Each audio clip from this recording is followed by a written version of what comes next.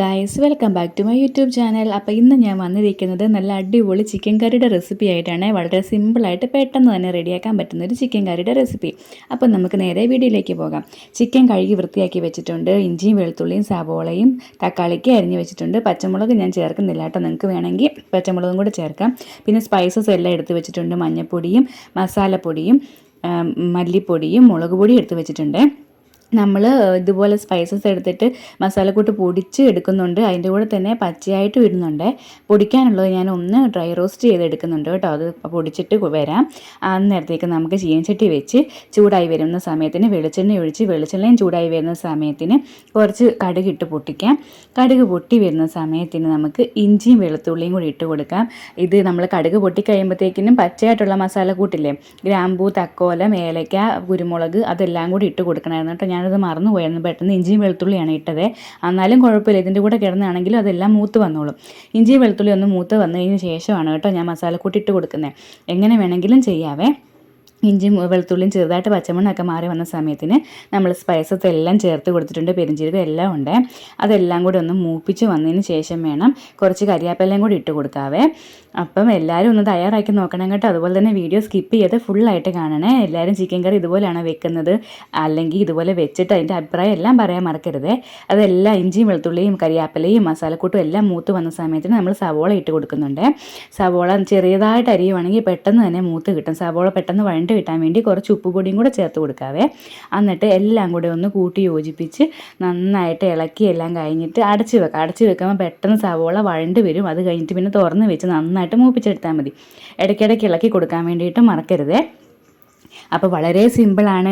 ബാച്ചിലേഴ്സിനൊക്കെ പെട്ടെന്ന് ഉണ്ടാക്കാൻ പറ്റുന്ന ഒരു ചിക്കൻ കറിയാണ് കേട്ടോ. ഇതുപോലെ നമ്മൾ മസാല എല്ലാം കൂട്ടി വെച്ചിട്ട് ലാസ്റ്റ് ചിക്കനും കൂടി ഇട്ട് കുക്കറിനകത്ത് ഒറ്റ വിസിലടിച്ചാലും വേഗം. പക്ഷേ ഞാൻ ഇതുവരെ കുക്കറിനകത്ത് വെച്ചിട്ടില്ല കേട്ടോ, എളുപ്പത്തിന് വേണ്ടി പറഞ്ഞു തന്നേ ഉള്ളൂ. അപ്പോഴത്തേ സവോള എല്ലാം നല്ല കറുത്ത കളറായപ്പോഴത്തേക്കും തക്കാളിക്ക് ഇട്ട് കൊടുക്കുന്നുണ്ട്. തക്കാളിക്ക് സവോള വരണ്ട് വരുന്നതിന് മുന്നേ ഇട്ട് കൊടുത്താൽ സവോള വരണ്ട് വരാനായിട്ട് താമസം എടുക്കും. അതുകൊണ്ടാണ് നല്ലതായിട്ട് മൂത്ത് കഴിഞ്ഞപ്പോൾ തക്കാളിക്ക് ഇട്ട് കൊടുക്കുന്നത്.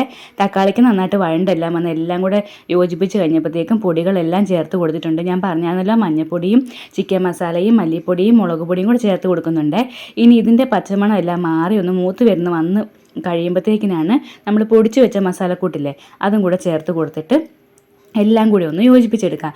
ചെറിയ തീ വെച്ചിട്ട് വേണം പൊടികളെല്ലാം ചേർക്കാൻ, എല്ലാം പെട്ടെന്ന് കരിഞ്ഞു പോവേ. ഇപ്പം തന്നെ കണ്ടോ നല്ലൊരു കളർ വന്നിട്ടില്ല. ഈ ഒരു കളറാണ് നമുക്ക് ചിക്കൻ കറിക്കും കിട്ടുന്നത്. ഇങ്ങനെ നല്ലതായിട്ട് മൂത്ത് സവോള എല്ലാം മൂത്ത് വന്നു കഴിഞ്ഞ് പൊടികളും എല്ലാം നന്നായിട്ട് മൂത്താലേ ഉള്ളൂ കറുത്ത കളർ വരത്തുള്ളൂ. അല്ലെങ്കിൽ ചിലപ്പോൾ ചുമന്നിരിക്കുന്നത് കാണത്തില്ലേ. എനിക്ക് ചുമന്ന കറി ഇഷ്ടമല്ലേ, ഇവിടെ ആർക്കും ഇഷ്ടമില്ല. അതുകൊണ്ട് ഇങ്ങനെ കറുത്തിരിക്കുന്ന കറികളാണ് കേട്ടോ ഞങ്ങൾക്കൊക്കെ ഇഷ്ടം. അതുകൊണ്ടാണ് നന്നായിട്ട് മൂപ്പിച്ചെടുക്കുന്നത്. എന്നിട്ട് പിന്നെ ആവശ്യത്തിനുള്ള വെള്ളം, ഇന്ന് ഇച്ചിരി ചാറോട് കൂടിയ കറിയാണ് വെക്കുന്നത്. അതുകൊണ്ട് ആവശ്യത്തിനുള്ള വെള്ളം കൂടി ഒഴിച്ച് കൊടുത്തിട്ട് നമുക്ക് അടച്ച് വെച്ചിട്ട് നന്നായിട്ട് തിളപ്പിച്ചെടുക്കാം.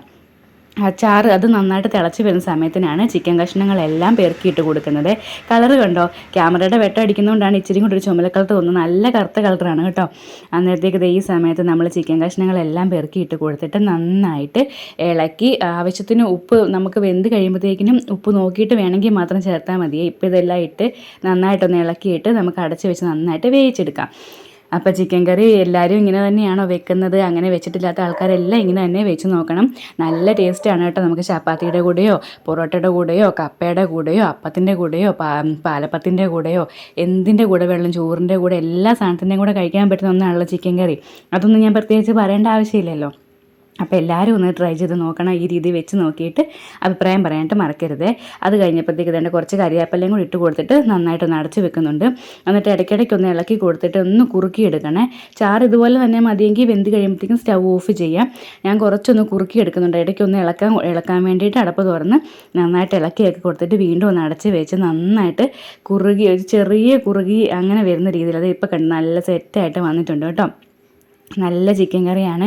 ഇത് മാത്രം മതി ചോറിനാൻ, വേറെ ഒരു കറിയുടെ ആവശ്യമില്ല കേട്ടോ. അപ്പോൾ എല്ലാവരും ട്രൈ ചെയ്യാനായിട്ട് മറക്കരുത്. അപ്പോഴത്തേ നല്ല ചിക്കൻ കറി വെട്ടി തിളച്ച് വരുന്നുണ്ട്.